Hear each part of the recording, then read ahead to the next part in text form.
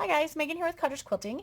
We thought we would do our Beginning with Bernina series for you guys. We sell to a lot of customers in the Okanagan Valley area, and not everybody can always come in and attend our free Beginning with Bernina class. So we thought that we would share it here with you. So all the things that we're going to go over today is your basic navigation of your screen so you understand what each menu is going to go over. One of the things that I do like to talk about is this foam spool holder. So when we come up to the top of our machine, our upright spool holder is in a down position. We're just going to release this and let that pop up. When we have a larger spool of thread like so, sometimes it doesn't pull nice and even, or if we have a metallic thread or a clear thread. So the value of this little foam cap is that it'll go on here and then those larger spools will fit on there nicely. I tend to be more of an upright spool sewer than our side lying spool, which is also on the back right here. You have the option to both, or maybe you want to do two colors of threads because you're going to do a double needle. Maybe you're going to do some art quilting, so you do have that option. I'm not going to go over threading your bobbin today. We can do that in another video, so hopefully you'll subscribe to our channel and follow along later. So when you're threading your machine, you're just going to pull it all the way across through the back handle here and down. Sorry, we're trying to do this slowly for you. And then back up. In here, Bernina has, on the new 570s, they've got like this little extra plastic lip in here, so you have to be really careful. The first time it's a little bit tricky, but after you've got it, it's not too bad. It just helps make sure that thread stays in that take-up lever. Then we come back down here. So what I want to show is the threading. Okay, so when we have our presser foot all the way up like this, our thread pulls freely. As soon as I start to come, so what I do, I'm right-handed, I will kind of hold my thread off to the left a little bit and start to pull down on the threader. And now my foot has come down and closed those tension discs. So my thread now is really difficult to pull. I'm going to come underneath that little stick and across the front of that diamond. I'm just going to kind of move my hand across this way in front of the camera here and come down. So what I want you to notice is a lot of customers will come to that point there and they don't press all the way down. Can we see that there? There we go. So I'm going to be quiet for a second. And did you hear that little click? I'll do it again. And you might have even noticed the needle kind of going into that spring. And that's what we want. I'm going to be quiet here. Sorry, I've just got to rethread it here because I did it loosely. And then we're going to come down into this little spring here and it's going to click again. Ready? Let my camera focus here. And now when I pull this, see how it's caught? Can you come over to the side of it here? See how it's caught in that spring there and it's pulling my thread up.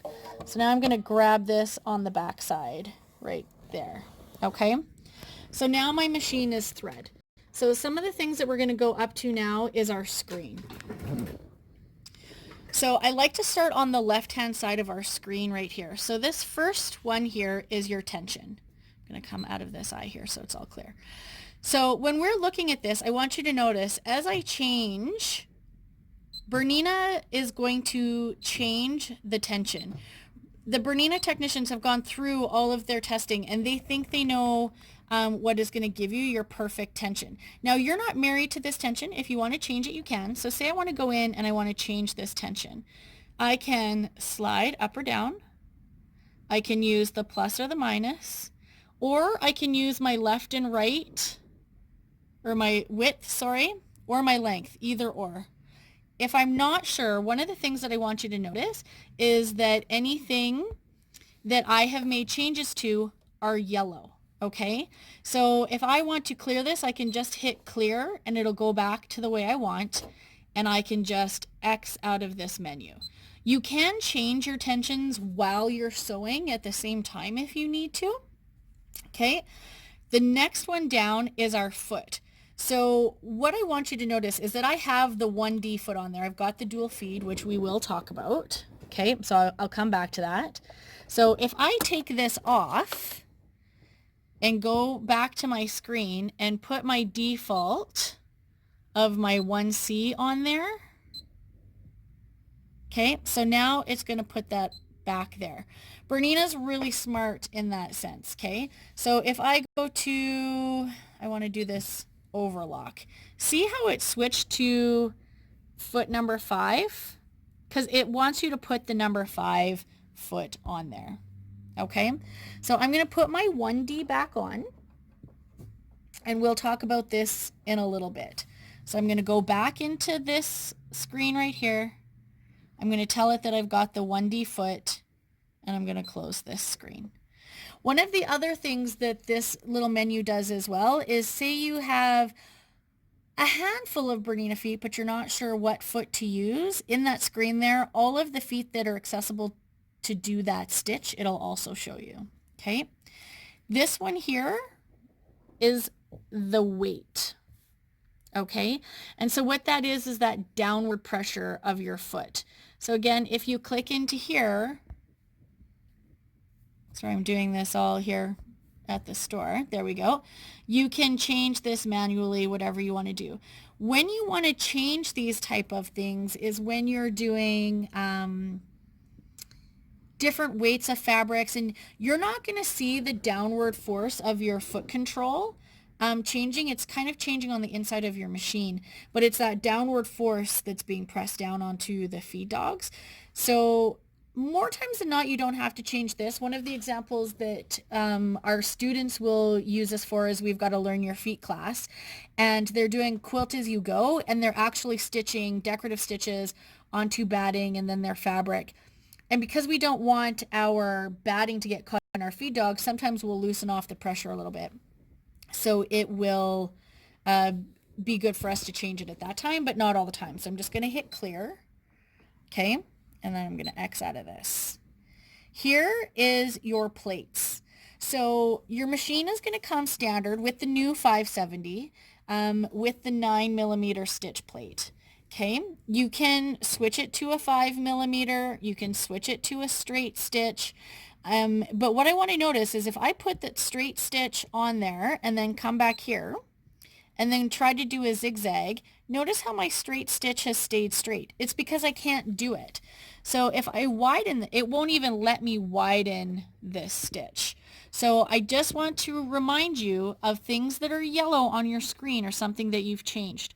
So I'm going to go back to this one and I'm going to put on my 9mm plate. And now I can do that zigzag all the way up to 9mm with this machine. Okay, so if you're doing any embroidery, because this machine does come with the embroidery module, you can go in and put on your straight stitch plate. Oh, sorry here. Put on your straight stitch plate.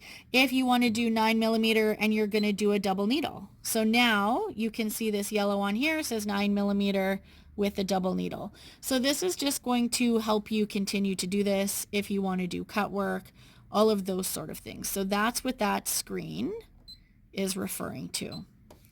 This one is lowering your feed dogs.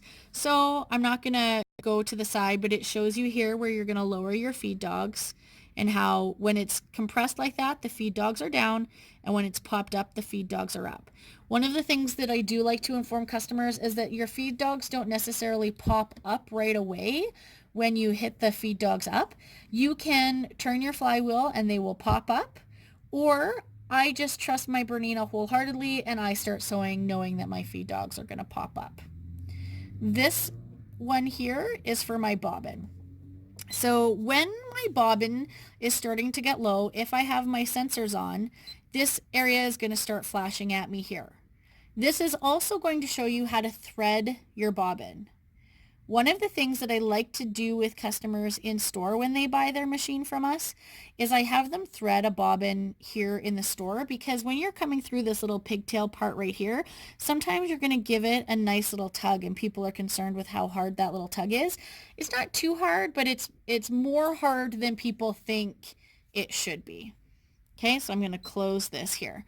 So this is everything on our left-hand side right here that we're going to go through.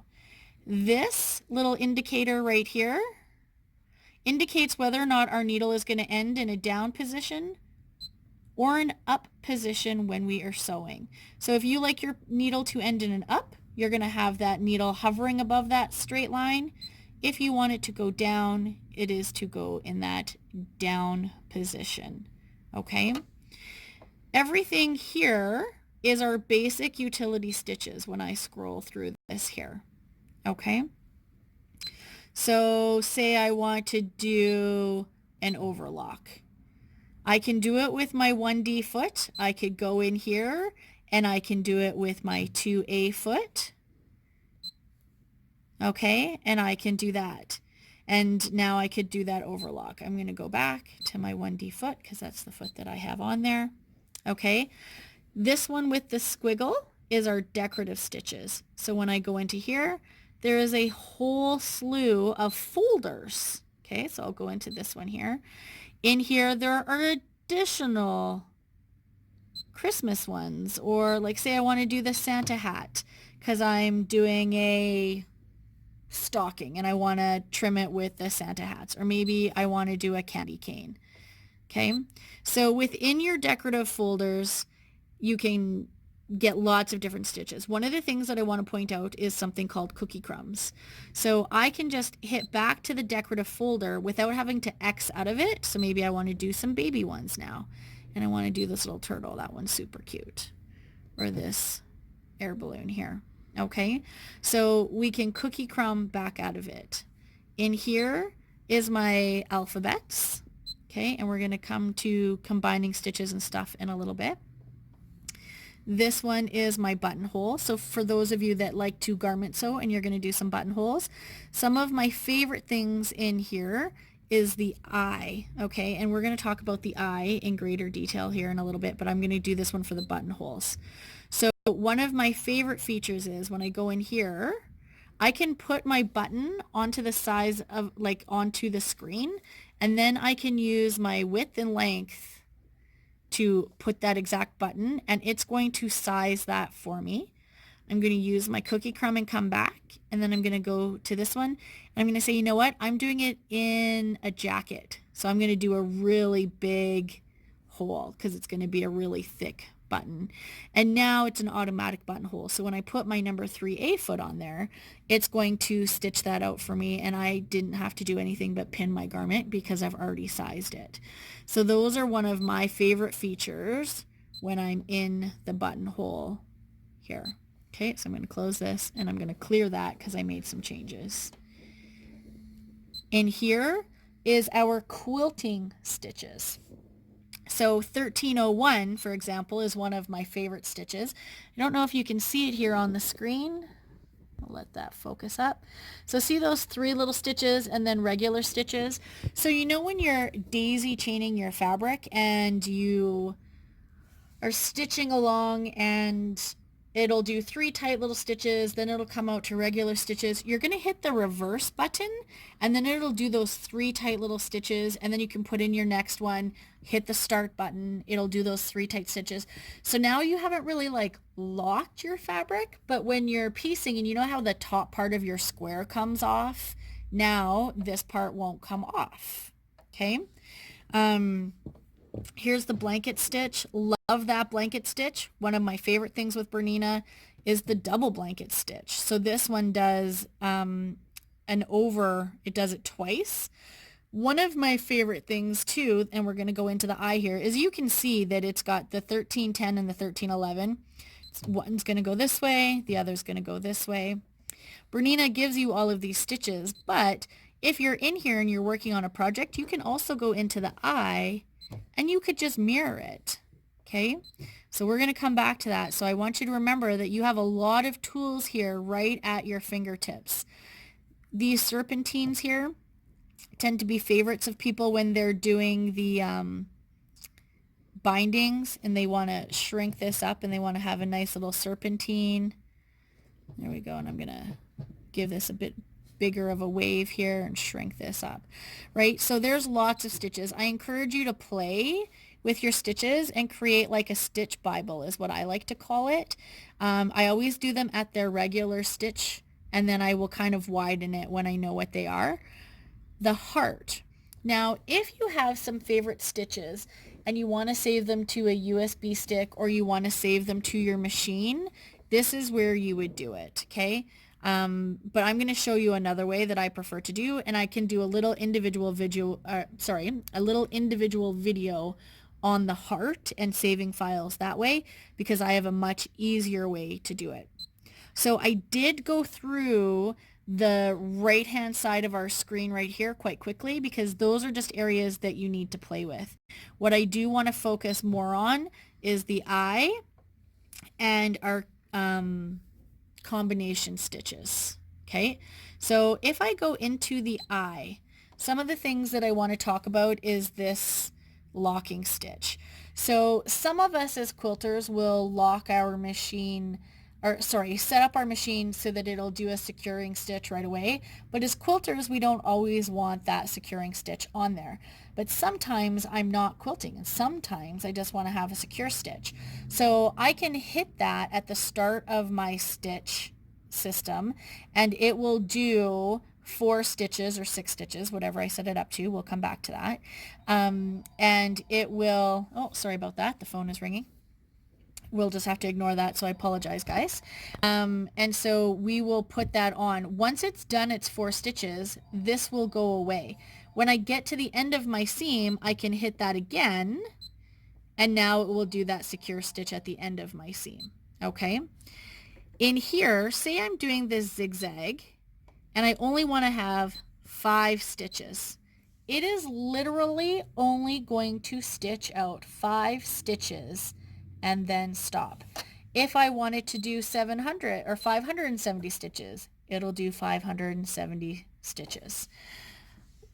So I can change this to as many as I want. Okay? So I can just keep adding this. Often customers will call me and be like, my machine is only stitching out 2 stitches. What did I do? So I always remind people, what is yellow on your screen? What do you see? How can I help you? So when I want to get this back to where it goes, I'm just going to hold this button down with the new 570, and it goes back to its default. This one is the mirror, left or right. It's better when I see this with a decorative stitch. I will pick this one. Okay, so I'll go in here, and so now I can mirror it so you can see that it'll go that way. It changes my needle position. It does everything for me. This one you can't really see, so I'll grab another flower because a flower is often easier to see. This one. Okay, so now when I go in here, I'm going to change the position. Did you see that? I'll go back. There you go. Now, if it can't do it, it won't do it. So you can see that like my erase and all those things are out of here because I can't delete this. This isn't a combination stitch. Okay. So I'm going to come back out of here for a second, and I'm going to pick this zigzag here because I want to show you a couple things. So say I want to change this stitch because I'm going to do a satin stitch. And I never use this zigzag for anything. I always use it for this. And I'm working on an entire project, and I know that I want it to be that.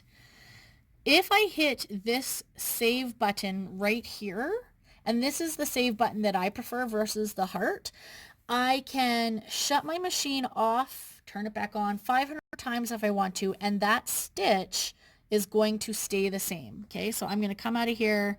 I'm going to go back to number 1, and then I'm going to come back to this one. And now you can see that it has saved that stitch. So if I'm working on a whole project, I will save that stitch and just leave it. I don't have to write it down. I don't have to put a sticky note on my machine. I don't have to try to remember what it was. I've now done my project. I'm going to go back into the eye, and I'm just going to unsave it. So that is my favorite way to do it. Okay.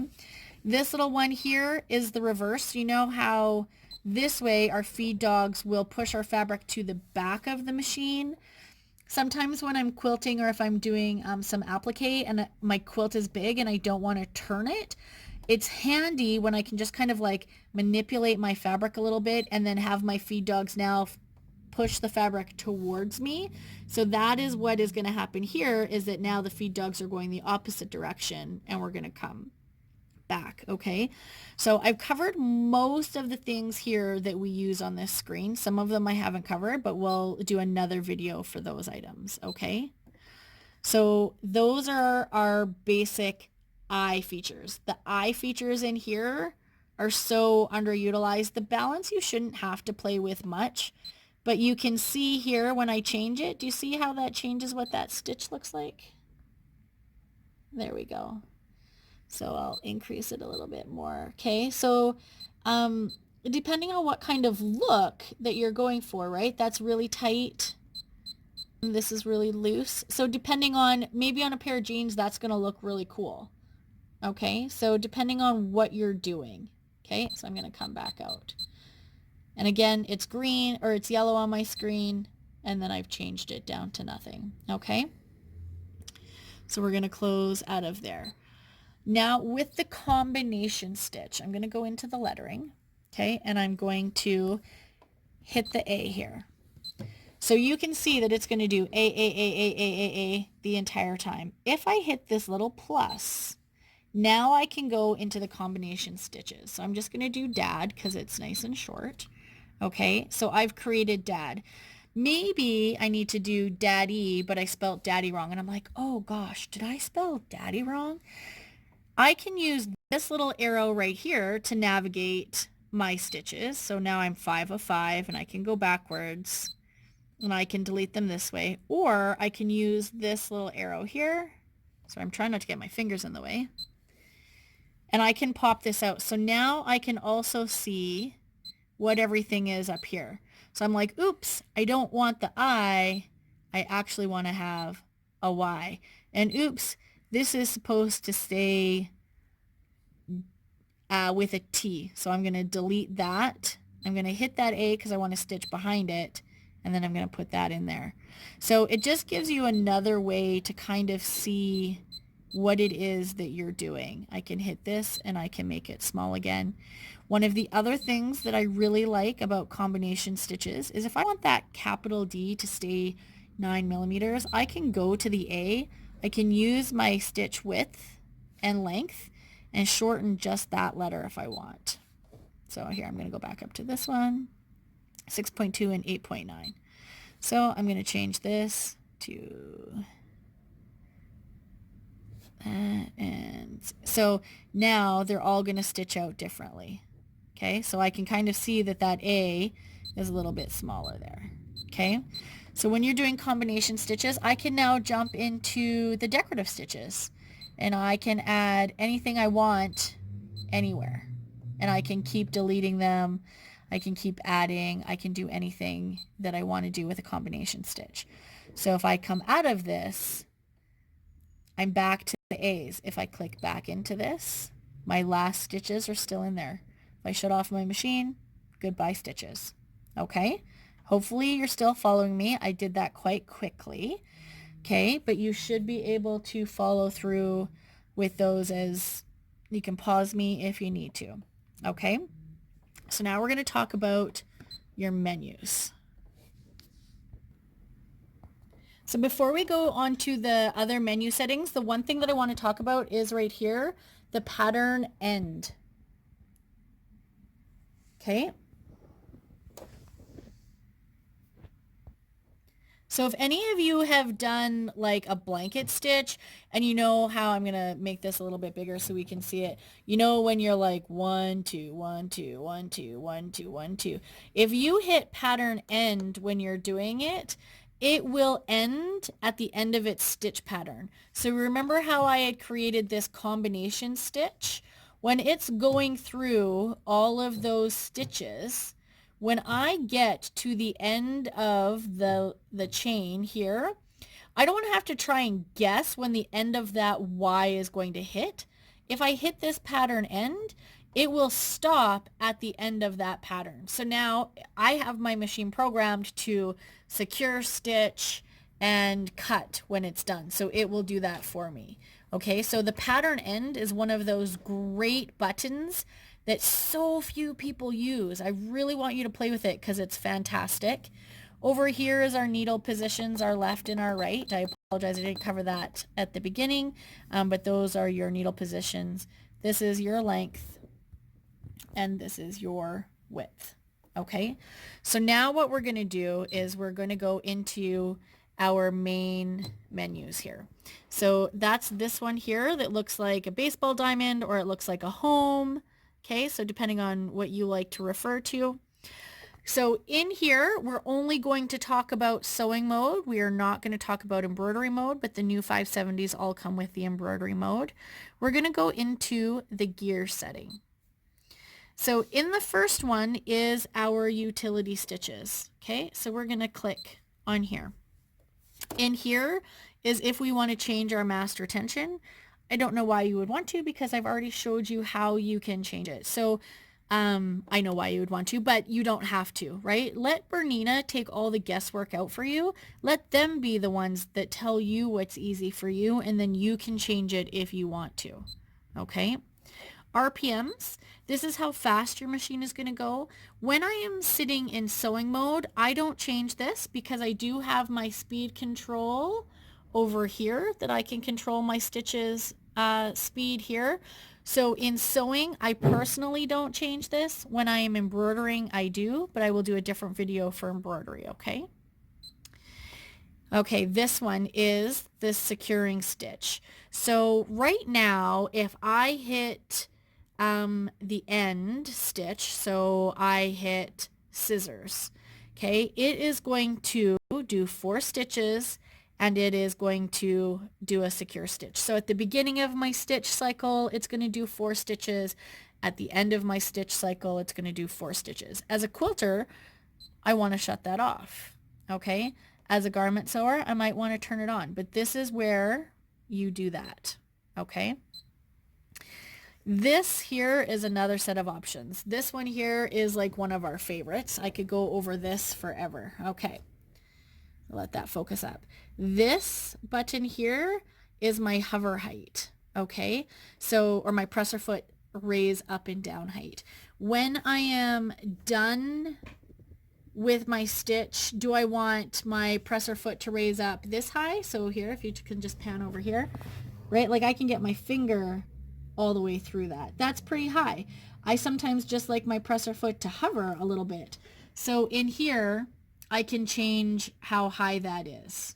Okay, I'm going to go back to my cookie crumb. My scissors. This is where I was talking on the front of our machine. We have the scissors option. If I want it to do a secure stitch, it's going to do a secure stitch, and then it's going to knot 4 on top of itself, or is it going to do 4 little stitches? And this is where I can change that number.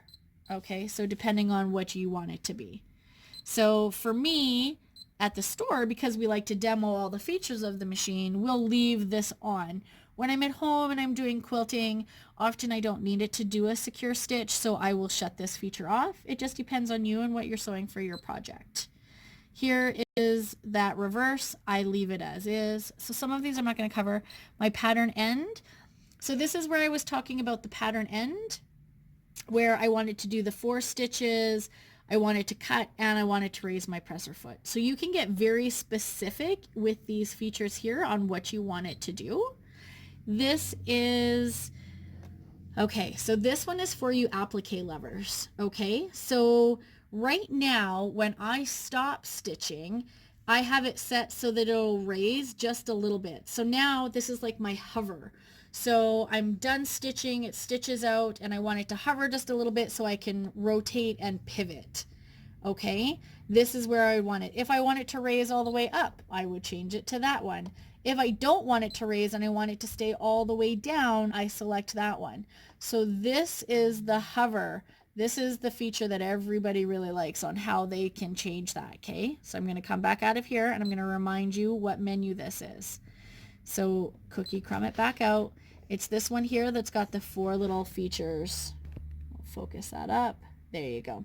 Sorry guys, we're doing this late here after work. Okay. So this one here is your foot pedal. Okay, so your machine is set to default. When you hit the heel kick, it is going to raise your needle up and down. Okay, if you hit the heart, We have a whole bunch of other different features. So these are our favorite features. We can use the heel kick now to do a secure stitch, raise, cut, whatever we want. So I usually turn all of these on here when I'm at the store because again, I want to show the features of what it can do. When I'm at home, it depends on what project I'm doing. So you have the ability to change this whatever way you want. If you just want it to be needle up, needle down, you just hit your needle up, needle down. Okay, so that is our first basic utility section. So following along with our cookie crumbs, we're going to go back to the gears.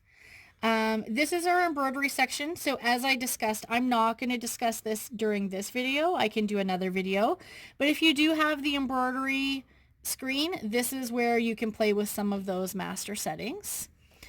This is your individual machine here. So we can change our screen setting to whatever color we like. I'll change it to purple. I'm going to say welcome cottage quilting. So if you're going to retreat or you're doing anything and you've got a couple girlfriends that have the same machine as you, it's not a bad idea to save that. So now every time the machine turns on, it's going to say welcome cottage quilting. Okay, so you can really customize your machine whatever way you want. That is in the person setting. Okay, eyeball. So this is your sensors. This is where the eyeball is open, your sensors are on. So this one here is telling us that if we have an upper thread break, the machine is going to pop up an error on our screen and say, you have an upper thread break. You want to shut that off? You close the eye. Bobbin sensor, same thing. So I will typically shut these off if I'm doing just basic sewing because I can tell when my upper thread is broken. And my bobbin is so big, right? Remember, this is, sorry, try to focus this, the biggest bobbin here on the market. So for me, if I'm just piecing, I'm okay to run out of bobbin thread. So I might shut it off because I find the Bernina is quite sensitive to let me know when my bobbin thread is getting low. If I am quilting with my stitch regulator, I like to have it on because I'm quite focused on quilting and I don't want to run out in the middle, although I know how to tie off and start again. But if I can complete a row, that makes me happier. So again, depending on what project you're doing will depend on what you like to do with your sensors. These are your sounds. So depending on, I don't know if you can hear the difference. Okay, so these ones are kind of chirpy. Okay. And if you don't want sound at all, I do like to have a little bit of sound myself just because I like to know that the machine is doing what I want it to do and I'm not second guessing myself. This one here is for the stitch regulator sound. I do recommend that if you are new to quilting with the stitch regulator that you do leave the sound on for a little while until you get more used to it. We can do a whole nother video with the stitch regulator though. And then in here is your additional settings. So in here, the world globe is you probably set up your machine. You can pick whatever language that you need. Lights. So in here is where you can control your lights for your screen and for your, oops, sorry, didn't want to hit that. I'll come back to that. For your LEDs. I don't know why you would ever want to shut them off, but maybe you're sneakily sewing and you don't want anybody to know. You can dim them. Okay.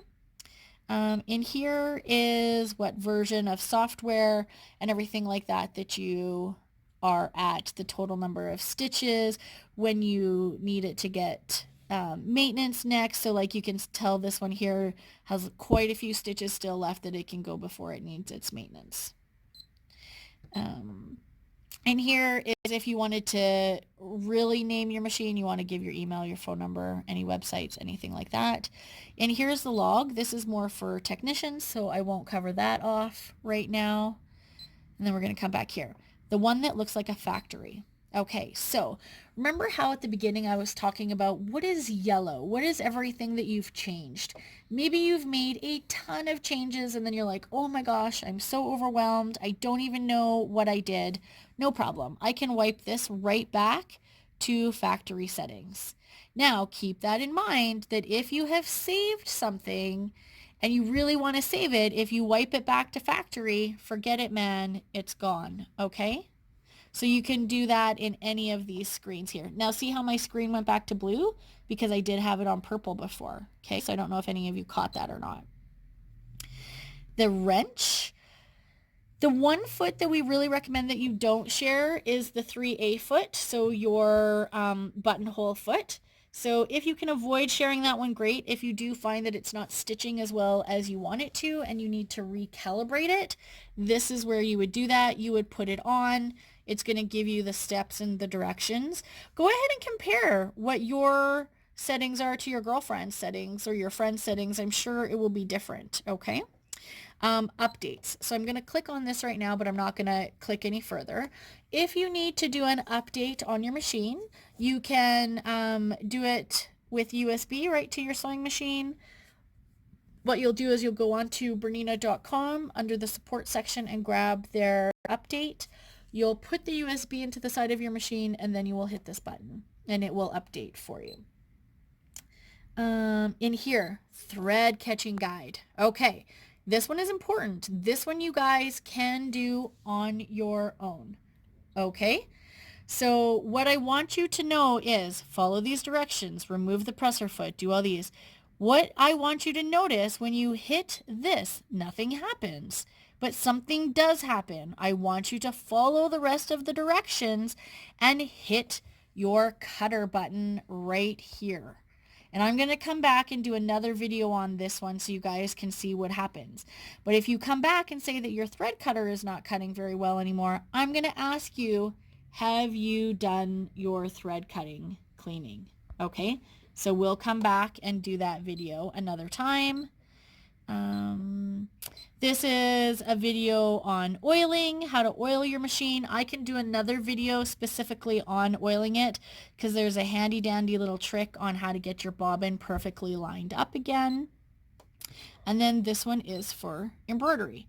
So I have gone through this video really quickly. Usually when we're doing this in store, it's a 2-hour class.